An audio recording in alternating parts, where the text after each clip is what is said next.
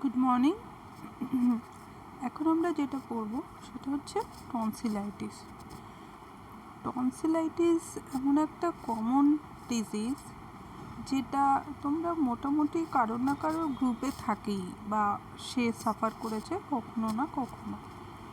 তো এসো দেখে নিই টনসিলাইটিসে কী অসুবিধা হয় বা ডিজিজটা কী। ছবিটা দেখেই বুঝতে পারছো যে টনসিলগুলো খুব ইনফ্লেমড হয়ে আছে আর মাঝে হোয়াইট প্যাচ আছে, এটা রুলা। তাহলে কি tonsils R large lymphoid tissue situated in the lateral wall of the oropharynx।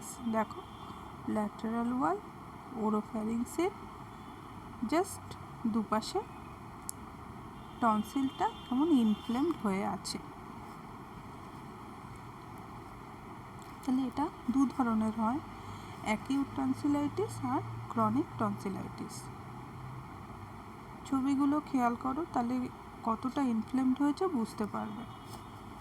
ছবিটা এটা দেখো, তার সঙ্গে কম্পেয়ার করো 2, এটা গ্রেড 3, এটা গ্রেড 4। দেখো এয়ারওয়েটাকে পুরো অবস্ট্রাক্ট করে দিয়েছে। তাহলে ইটিওলজি বা কী কী কারণে টনসিলাইটিস হতে পারে। প্রি এক্সিস্টিং লোয়ার কি ঠিক upper respiratory tract infection. Next pre existing chronic tonsillitis. তোমরা কিন্তু এলআরটিআই আর ইউআরটিআই টাস্কটা লিখে ফেলো সবাই, যাকে বলবো সে গ্রুপে দেবে। সাইনোসাইটিস মিনিং কি? লো রেজিস্ট্যান্স মানে কি? ingestion of cold drinks and foods, foreign body, beta hemolytic streptococcus, ভেঙে ভেঙে প্রনাউন্স করবে, স্ট্যাফাইলোকক্কাস, হিমোফিলাস ইনফ্লুয়েঞ্জি, নিউমোকক্কাস। মোটামুটি এগুলো থেকে টনসিলাইটিস হতে পারে।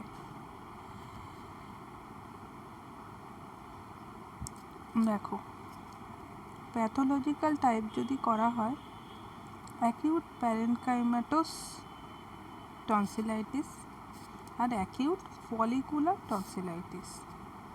তাহলে একটা হচ্ছে কি প্যারেনকাইমাল লেয়ারে হতে পারে আর একটা ফলিকল শেপেড হতে পারে। সিমটম কি? মোটামুটি সিমটম সবাই জানো, গলা ব্যথা, ইচিং।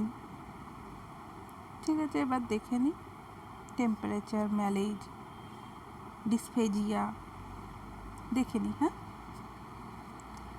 র sensation in the throat, pain in the throat, refusal to eat because of odynophagia. মিনিংটা লেখো। Voice may be thick,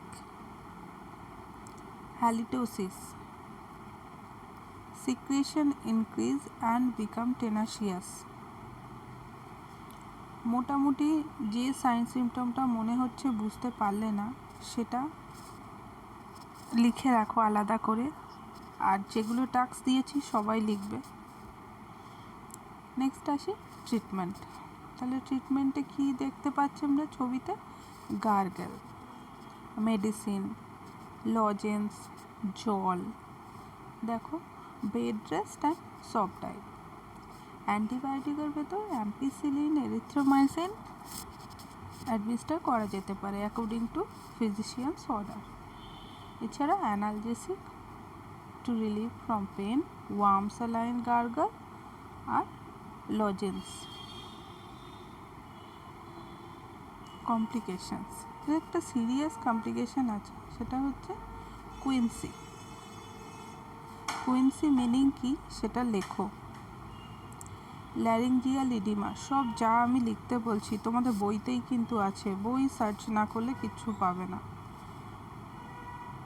pharyngeal and retropharyngeal abscess, acute otitis media, subacute bacterial endocarditis and acute nephritis, septicemia, chronic tonsillitis, rheumatic fever, group A, beta, hemolytic streptococci. আর catarrhal tonsillitis কখন বলছি? যখন টনসিলটা inflamed হয়ে যাচ্ছে generalise ইনফেকশনের থেকে। যেমন ধরো generalise কোনো একটা ইনফেকশন হয়েছিল, টনসিলাইটিস হয়নি, কিন্তু ওরোফ্যারিঞ্জিয়াল মিউকোসার ইনফেকশনের জন্য টনসিলটাও ইনফ্লেমড হয়ে গেল, তাকে আমরা বলছি ক্যাটারাল টনসিলাইটিস।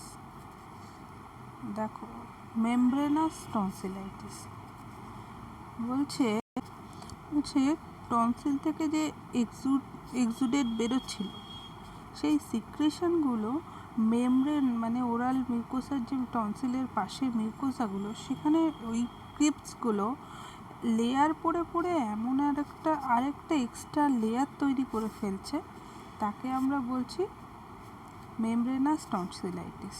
এটার জন্যই টনসিলটা ফুলে যাচ্ছে বা ইনফ্লেমড হচ্ছে।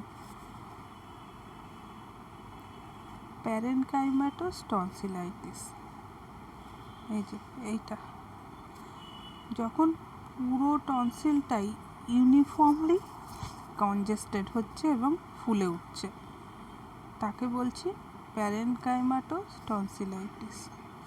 যখন পুরো টনসিলটাই ইউনিফর্মলি কনজেস্টেড অ্যান্ড ফুলে যাচ্ছে বা সোলেন হচ্ছে, তাকে বলছি।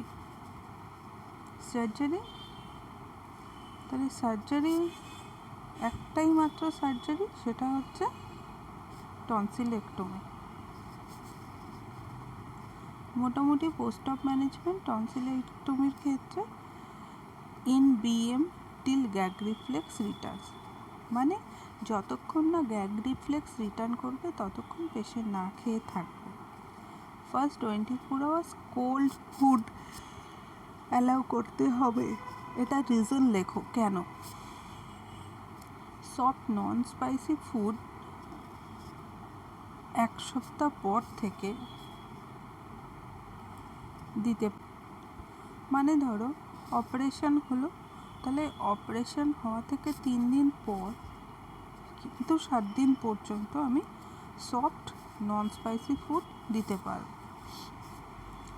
যদি জেনারেল অ্যানাস্থেসিয়া দিয়ে টনসিলেক্টমি অপারেশন হয় তাহলে টনসিলার পজিশন থাকবে পেশেন্টের, আর যদি লোকাল অ্যানাস্থেসিয়া দিয়ে হয় তাহলে সেমি সিটিং পজিশন থাকবে। কোনো কনফিউশন থাকলে জিজ্ঞেস করো। ক্যান্ডিস সলিউশন বা ক্যান্ডিস গার্গল দিয়ে মাউথ ওয়াশ করাতে হবে পেশেন্টকে। যদি মাউথ ওয়াশ না করতে পারে তাহলে স্পেশাল মাউথ কেয়ার দিতে হবে। হাইড্রোজেন পেরক্সাইড গার্গল আমরা ইউজ করতে পারি।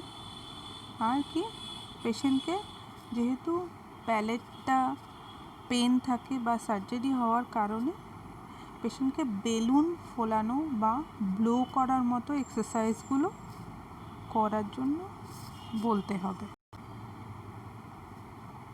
ক্রনিক টনসিলাইটিস বুঝতেই পারছো মানেটা, যে রেকারেন্ট অ্যাকিউট অ্যাটাকস হচ্ছে। তাহলে কী কারণে হতে পারে recurrent acute tonsillitis? Subclinical infection of tonsil, chronic infection in sinuses or teeth. তাহলে এর ক্ষেত্রেও মোটামুটি সাইন সিমটম কিন্তু same. Throat pain, cough, halitosis, quiescent phase, sign hypertrophied, congested, chronic parenchymatous, small fibrotic with cheesy debris, chronic follicular. Squeezing করলে pass out হবে। এছাড়া lymphatic ফ্লুইডের সঙ্গে টনসিলাইট যে মানে এক্সুডেট, সেটা তুমি ডিফারেন্সিয়েট করতে পারো। রিটেনশন সিস্ট মানে yellowish swelling filled with yellow liquid and debris দেখা যাবে। এনলার্জ জুগুলো ডায়াগ্যাস্ট্রিক নোটস, মানে জুগুলার ভেনের কাছে যে নোডগুলো আছে লিম্ফ নোড সেগুলো এনলার্জ হবে, তার ফলে আমরা ফিজিক্যাল এক্সামিনেশনে আইডেন্টিফাই করতে পারি। ট্রিটমেন্ট কি? কনজারভেটিভ ট্রিটমেন্ট মানে general health care, maintenance, nutritious diet. যদি আর কোনো ইনফেকশনের জন্য এটা হয়ে থাকে তাহলে সেটাও আমাদেরকে ট্রিটমেন্ট করাতে হবে। আর কি সার্জিক্যাল ট্রিটমেন্টের মধ্যে টনসিলেক্টমি, যেটা আমরা একটু আগেও দেখলাম, স্পিচ থেরাপি বা ডিগ্লুটেশন, রেসপিরেশন বা রেকারেন্ট অ্যাটাক যাতে না হয় সেই ব্যবস্থাগুলো আমাদেরকে নিতে হবে। কমপ্লিকেশন বলতে এখানে অ্যাকিউট টনসিলাইটিস, ক্রনিক টনসিলাইটিসের ফলে টনসিলোলিটস মানে টনসিলে স্টোন ফর্মেশন হতে পারে। আমরা দেখলাম মেমব্রেনাস টনসিলাইটিস মানে লেয়ার পড়ে পড়ে সেটা যখন হার্ড হয়ে যাচ্ছে স্টোন লাইক অ্যাপিয়ারেন্স আসছে। এছাড়া টনসিলার সিস্ট, স্লিপ অ্যাপনিয়াও একটা কমপ্লিকেশন। Thank you.